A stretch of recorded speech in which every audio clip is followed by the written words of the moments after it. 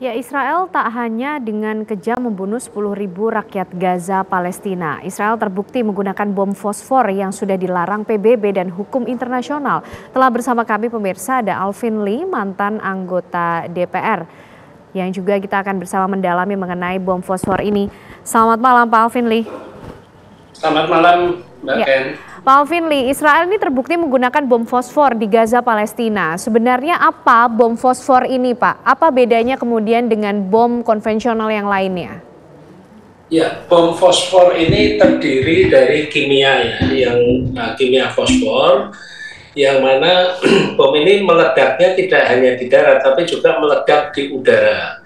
Nah, ketika meledak di udara, fosfor ini akan tersebar kemana-mana dan tidak lagi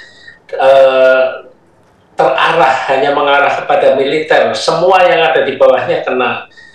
Dampak dari bom fosfor ini adalah semua orang yang terkena bom fosfor ini akan mengalami seperti luka bakar, ya. Luka bakar, dan juga apabila terhirup masuk ke pernafasan, ini juga dapat menyebabkan kerusakan pada tulang.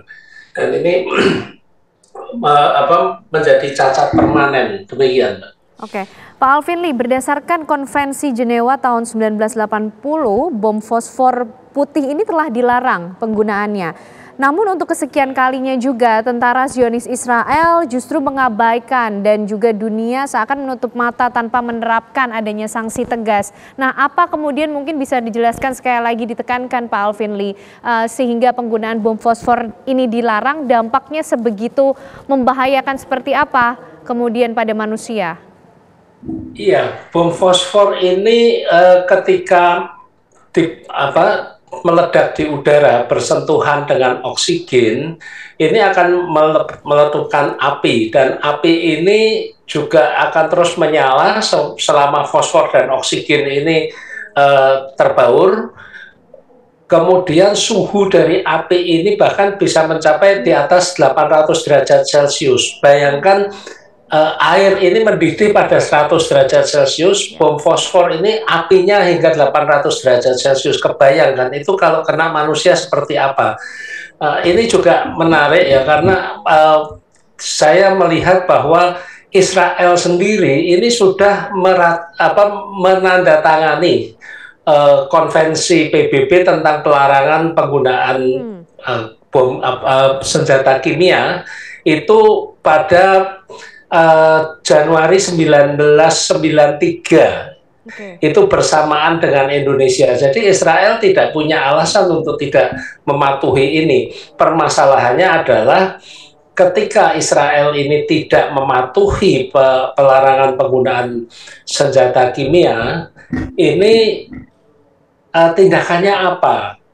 Kalau kita mengikuti konvensi internasional, itu nanti ada pemeriksaan, verifikasi, dan sebagainya. Tapi itu kan dilaksanakan setelah perang selesai. Nah, ketika ini terjadi, ini apa yang bisa dilakukan?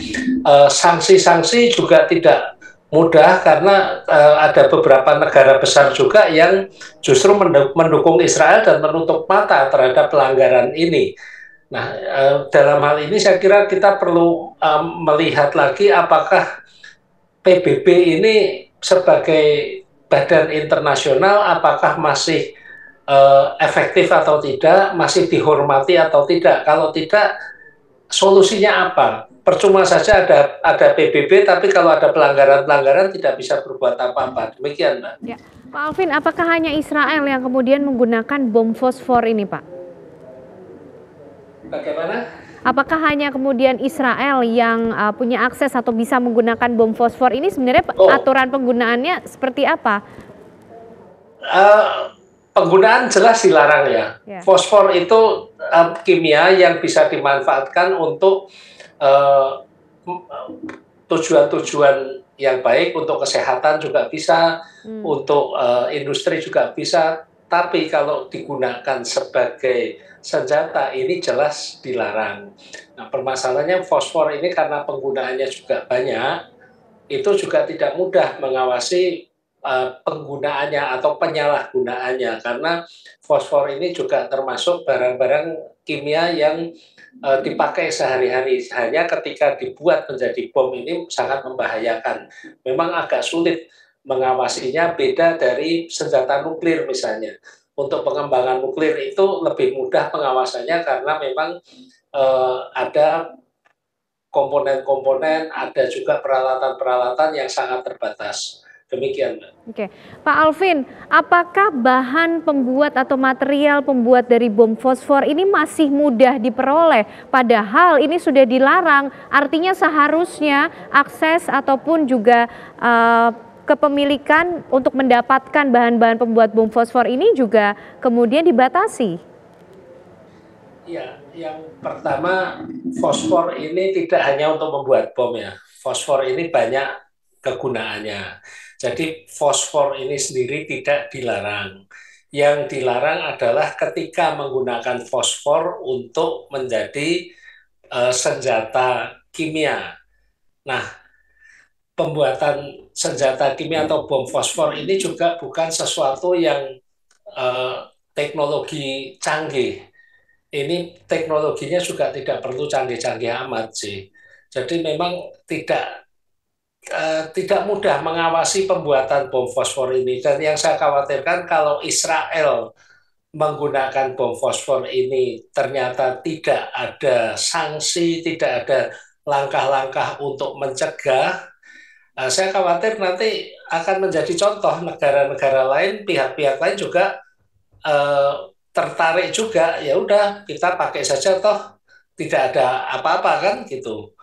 Nah, untuk apa yang bisa dilakukan saat ini adalah eh, harapan saya ya, negara-negara yang sudah meratifikasi konvensi internasional ini mengerahkan bantuan perlindungan terhadap senjata kimia kepada Palestina, karena yang menjadi korban ini kan Palestina. Negara-negara minimal dapat mengirim bantuan perlindungan terhadap senjata kimia ini selagi Israel belum menghentikan penggunaan bom fosfor ini. Demikian. Pak Alvin, apa kemudian yang harus dilakukan dunia, PBB dalam hal ini untuk kemudian bertindak tegas, bersikap sehingga Israel tidak lagi memiliki akses untuk bisa menggunakan bom fosfor yang tentunya mematikan, membahayakan dan memberikan dampak rusak yang begitu luar biasa? Iya, yang paling utama pertama adalah memberikan perlindungan kepada warga sipil rakyat Palestina agar mereka terlindung dari penggunaan senjata kimia. Yang kedua adalah memberikan bantuan ya, menggerakkan anggota-anggota PBB untuk melakukan bantuan kemanusiaan di Palestina, juga mendorong terjadinya gencatan senjata, stop dulu. Jangan ada saling menyerang lagi.